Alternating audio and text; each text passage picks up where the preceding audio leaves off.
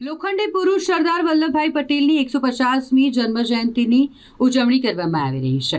તેના જ ભાગરૂપે આયોજન કરવામાં આવ્યું છે રાષ્ટ્રીય એકતા પદયાત્રાનું, જે કરમસદથી શરૂ થઈ છે। આ રાષ્ટ્રીય એકતા પદયાત્રા આજે વડોદરા શહેરમાં તેનો પ્રવેશ થયો। વડોદરા શહેરમાં પદયાત્રા પ્રવેશતાની સાથે જ તેનું ભવ્યતાથી સ્વાગત કરવામાં આવ્યું। સાથે જ ઝાયડેક્સ 4 રસ્તા પર અક્ષર પબ્લિક સ્કૂલના બાળકો પણ તમામ પદયાત્રીઓનો ઉત્સાહ વધારવા માટે જોવા મળ્યા।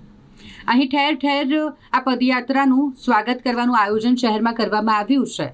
જ્યારે પદયાત્રાનો શહેરમાં પ્રવેશ થઈ ગયો હોય એટલે ભવ્યતાથી સ્વાગત બાદ તમામ જે વિદ્યાર્થીઓ છે, લગભગ અક્ષર પબ્લિક સ્કૂલ ભાયલીના 150 જેટલા વિદ્યાર્થીઓ કે જેઓ પણ આ પદયાત્રીઓનો ઉત્સાહ વધારવા માટે હાથમાં સ્લોગન સાથે ઊભેલા જોવા મળ્યા અને અલગ अलग सूत्र उच्चारता विद्यार्थियों तमाम पदयात्रियों प्रोत्साहन पूરું પાડ્યું છે।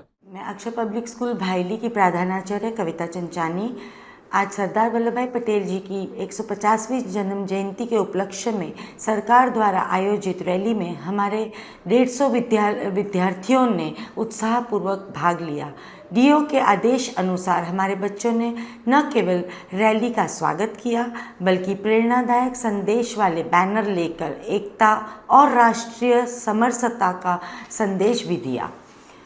सरदार पटेल जी ने पूरे देश को एक सूत्र में बांधने का अद्भुत कार्य किया था और आज हमारे बच्चों ने उसी एकता के भाव को सशक्त रूप से प्रस्तुत किया।